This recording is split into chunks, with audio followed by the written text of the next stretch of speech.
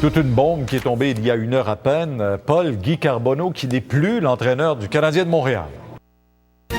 Ici Patrice Roy. Ce soir, au Téléjournal de Montréal, la crise continue. Le Canadien congédie Guy Carbonneau. Mais cet après-midi, une autre bombe chez le Canadien de Montréal. Guy Carbonneau a été congédié. Donc, Danny Dubé sera avec nous dans quelques minutes. Guy Daou, qui est au Centre Bell. Guy, on peut pas dire qu'on l'avait vu venir, celle-là. Là. L'histoire se répète, Jacques, encore une fois. Ce sont les joueurs qui ont eu la tête de l'entraîneur. C'est toujours les joueurs qui ont la tête de l'entraîneur. Vous savez, quand l'équipe ne progresse plus, que les résultats n'y sont plus, alors c'est beaucoup plus difficile, c'est plus lourd pour un entraîneur. Et ça explique peut-être, et je dis bien peut-être, la baisse de régime et ensuite la fameuse session de patinage après la défaite à Buffalo. Guy Carbonneau a toujours été incisif sur un aspect. Je veux que cette équipe-là travaille. Mais la façon dont il voulait les faire travailler, il est clair que les joueurs de cette équipe-là n'endossaient pas ou n'adhéraient pas à sa formule.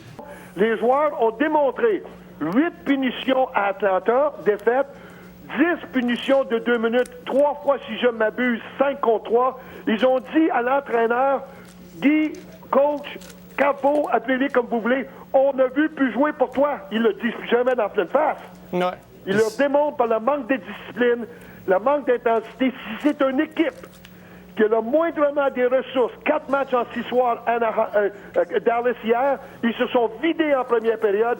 Si c'est une équipe fraîche, dispo, une bonne équipe, le Canadien ne gagne pas hier soir.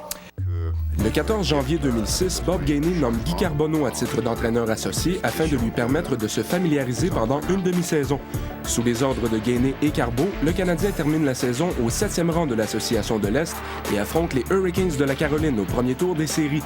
Mais Corey Stillman ferme les livres lors du 6e match. Il doit lancer la rondelle profondément dans le territoire. Il y a un changement de but. Stillman vient de déjouer Christophe Alluet. Et ça se termine de cette façon. Après avoir digéré cette élimination, Carbonneau prend les commandes de l'équipe et nomme Kirk Muller et Doug Jarvis afin de l'appuyer derrière le banc.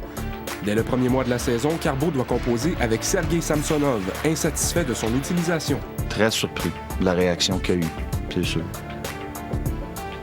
Et déçu, je peux vous le dire. Mais ça, je veux dire, c'est normal. Il mute également Alex Kovalev au centre et lance quelques pointes au numéro 27. Il ne pourra plus dire que c'est la faute du joueur de centre. Non. Le 15 janvier 2006, le Canadien perd 2-0 à Détroit et encaisse un 8e revers en 12 matchs. Carbeau pète les plombs. Tu as idée comment tu peux régler ça?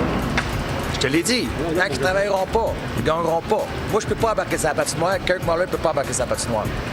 C'est ça que vous voulez entendre? C'est ça. Tant que longtemps qu'ils ne travailleront pas, ils ne gagneront pas de game de hockey dans le national. Fini là. Puis en février, une controverse frappe Montréal. Kovalev aurait blâmé son entraîneur-chef dans un quotidien russe. Carbeau prend la nouvelle avec un grain de sel. J'ai pas de problème avec personne.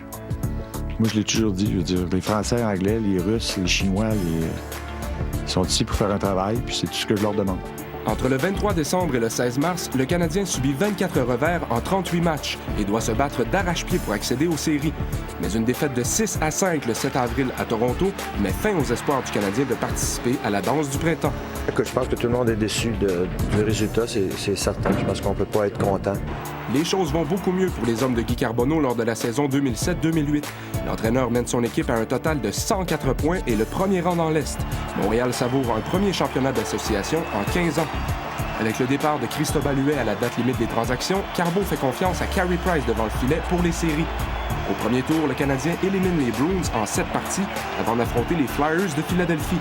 Le tricolore accède au deuxième tour des séries pour une première fois en 3 ans. Toutefois, la bande à Carbeau subit l'élimination en 5 matchs, notamment en raison de la tenue de R.J. Hamburger qui inscrit 8 buts dans cette courte série. Je vais me réveiller demain, je vais rêver après. Il y a Hamburger, tout ce qui touchait, se retournait en but. Ça, mais des fois, c'est des choses qui arrivent dans les séries éliminatoires. L'impressionnante tenue du Canadien permet à Carbonneau d'être considéré pour le trophée Jack Adams. Carbeau est toutefois devancé par Bruce Boudreau des Capitals. Les attentes sont très élevées pour le Canadien pour sa saison centenaire. Les amateurs rêvent à la Coupe Stanley et l'équipe connaît un bon départ avec 8 victoires à ses 10 premiers matchs. Le travail de Carbeau est récompensé puisqu'il est nommé adjoint à Claude Julien pour le match des étoiles présenté à Montréal en janvier. À la mi-saison, les hommes de Carbeau occupent le 4e rang dans l'Est. Bob Gainey vante les mérites de son entraîneur. De quel mouvement vous êtes le plus fier depuis 3-4 ans que vous bâtissez cette équipe-là? Guy Carbonneau. Mais les choses se gâtent à la fin janvier.